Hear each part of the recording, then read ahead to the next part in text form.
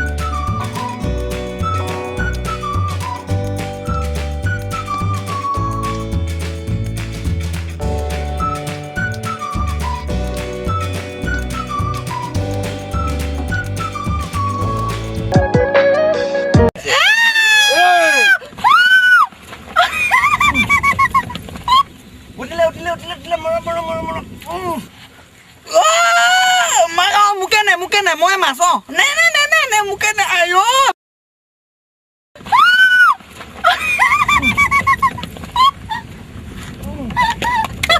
বাপেকৰ সম্পত্তি পাইছিলে মোক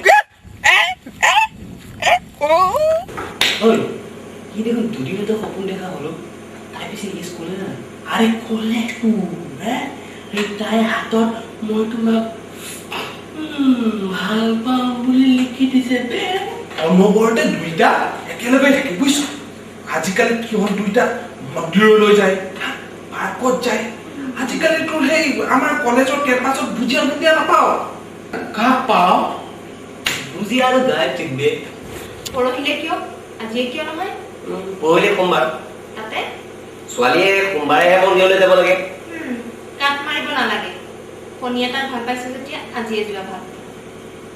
তাৰমানে মই শনি বেয়া পালো যোৱা। সৰি কিবা এটা ভাল লগা কথা কোৱা না। ঠিক আছে তুমি মিছাকে কোৱা বাৰু তুমি মোক বিয়া কৰাম বুলি। তোমাৰ কপালত এটা মই সূৰ্য শিৰত গৈ দিম এটা সেন্দুৰীয়া আলি।